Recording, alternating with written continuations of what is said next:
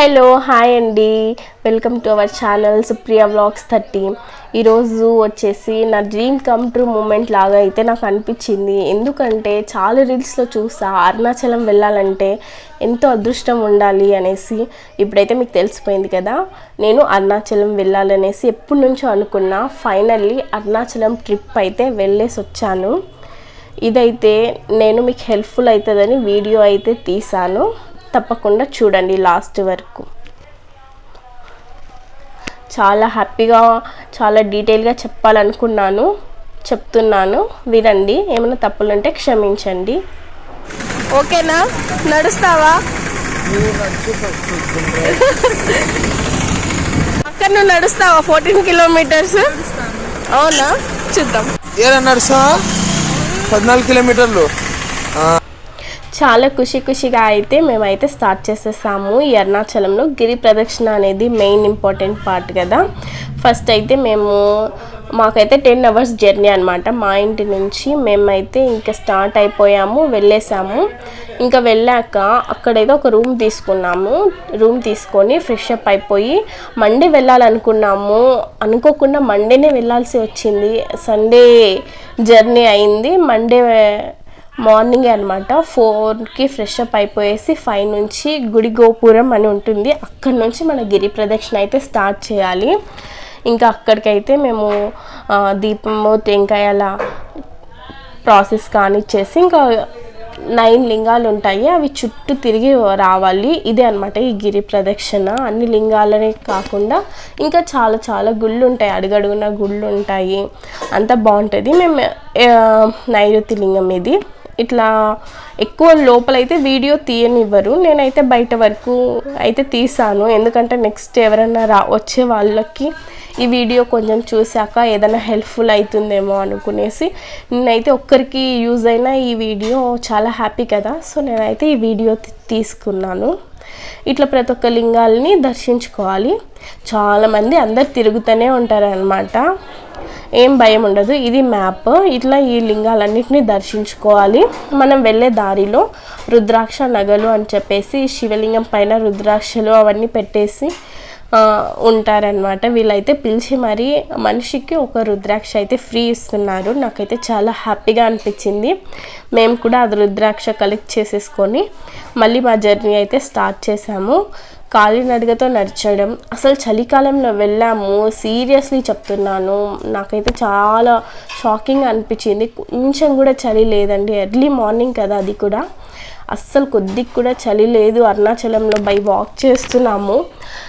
చాలా బాగా అనిపించింది. నాకైతే చాలా థ్రిల్లింగ్గా కూడా అనిపించింది. ఇంకా లింగాలని ఇట్లా దర్శించుకొని మేమైతే వెళ్తూ ఉన్నాము. మధ్యలో కొన్ని ఫొటోస్ ఇట్లా తీసుకొని మరీ స్టార్ట్ అయిపోయాము.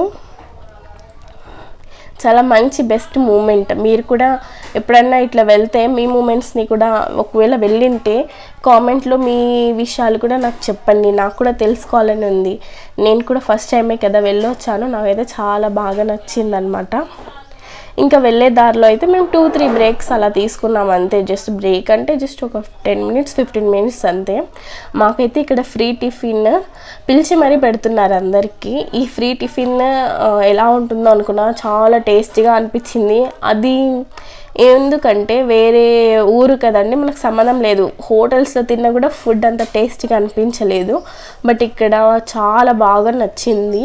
పొంగలి సాంబార్ పెట్టారు. మేమైతే ఫ్రీ టిఫిన్ అయితే తినేసి మేమైతే మళ్ళీ మా జర్నీ అయితే స్టార్ట్ చేసేసాము. ఈ గిరి ప్రదక్షిణ 4 to 5 అవర్స్ అయితే పడుతుంది. 4 to 5 అవర్స్ పడుతుంది. వెళ్ళే దారిలో మధ్యలో మనకి మోక్ష మార్గం కూడా వస్తుంది. అక్కడ ఒక 1-2 అవర్స్ అలా అయిపోతుంది క్యూ ఉండే బట్టించి. నాకైతే మధ్యలో ఈ రుద్రాక్ష ట్రీ కనిపించింది. మనం ఎప్పుడన్నా రుద్రాక్షలు చూసింటాం కదా, రుద్రాక్ష చెట్టును చూడడం నాకైతే ఇదే ఫస్ట్ టైం. సో నేనైతే దానిని కొంచెం పిక్ అయితే కలెక్ట్ చేసుకున్నాను, మీరు కూడా చూస్తారని చెప్పేసి. చూడండి, ఇదే మోక్ష మార్గం అనమాట. మనం వెళ్ళే దారిలో వరుణలింగం దాటాక కొంచెం దూరం వెళ్ళంగానే రైట్ సైడ్లో ఈ మోక్ష మార్గం ఉంటుంది. ఎంత పెద్ద క్యూ అంటే మాకైతే 2 అవర్స్ ఇక్కడే అయిపోయింది అనమాట. ఈ గిరి ప్రదక్షిణ చేసే మధ్యలోనే వస్తుంది. ఎవరైనా వెళ్తే బెస్ట్ ఎక్స్పీరియన్స్ ఇది, తప్పకుండా వెళ్ళండి. ఎంత లావుగున్నా కూడా పడతారు ఈ మోక్ష మార్గంలో అనేసి అయితే చెప్పారు. నిజంగా చాలా షాకింగ్. నేను మా తమ్ముడు మా అక్క ముగ్గురం బాగానే పట్టాము, వచ్చేసాము.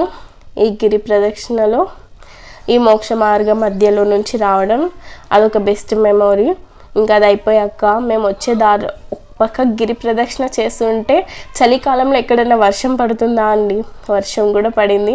ఫైనల్లీ నేను ఆల్మోస్ట్ 14 కిలోమీటర్స్ కదా, ఒక 8 కిలోమీటర్స్ బాగానే హ్యాపీగా నడిచాను. దాని తర్వాత కొంచెం కాళ్ళు పెయినింగ్, కానీ పర్లేదు. మేమైతే వర్షం పడుతున్నా కూడా ఆగకుండా మా గిరి ప్రదక్షిణ అయితే కంప్లీట్ చేసుకొని వచ్చేసాం. ఇదే అండి మెయిన్ గోపురము. ఈడికి వచ్చేస్తే ఇంకా కంప్లీట్ అయినట్టు. ఇంకా మళ్ళీ రూమ్కి రిటర్న్ అయిపోయేసి మళ్ళీ బాగా ఫ్రెష్ అప్ అయిపోయేసి మళ్ళీ వెంటనే మెయిన్ దర్శనం కోసం అయితే మేమైతే బయలుదేరాము. చూడండి, మళ్ళీ ఫ్రెష్ అప్ అయిపోయాక కొన్ని పిక్స్ అయితే తీసుకున్నాము.